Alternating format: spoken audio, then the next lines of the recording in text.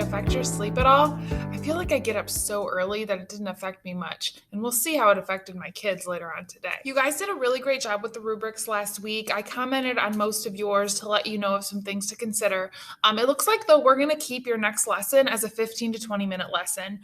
So remember, 15 to 20 minutes is your goal. If you go over or under, you will lose points accordingly. I'm going to assign your next lesson plan that you guys will start teaching in April this week, and so it will be due next Friday before you leave for spring break.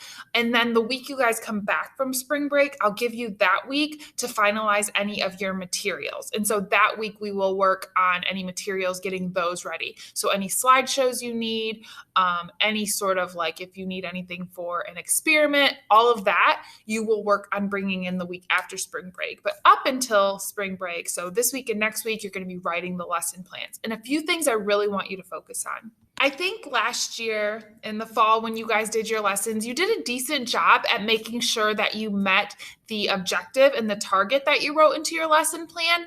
And so I want to make sure you stay on that. But what I want you guys to look at, and I told you guys I graded you a little bit more easy back in the fall because we hadn't spent as much time on it. But I want you to really pay attention to your hook and your sinker. And so I want you to start class with a purposeful, planned hook. How are you going to get your students excited about what they're learning? How are you going to tell them what they're learning about?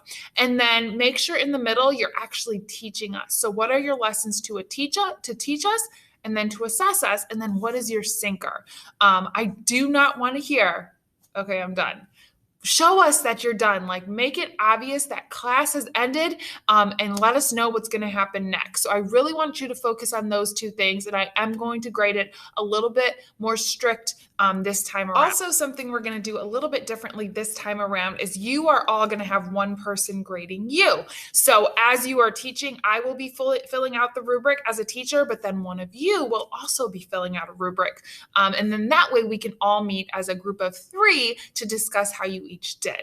And we will start signups for that when we get back from spring break, but we will start that second week when we get back. So you guys will come back the first week of April, and then that second week, you're going to start teaching.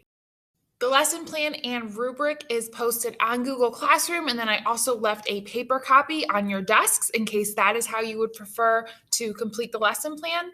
The last thing that's going to go into the grade book is actually this Edpuzzle, which this is the shortest and easiest Edpuzzle you'll probably ever come across, but I wanted to be able to differentiate, and I know that some students don't listen, or they listen better than they read instructions. So here is me verbally telling you the instructions, and then you can also read them on Google Classroom. As always, reach out if you need any help or have any questions, and let's make it a great week.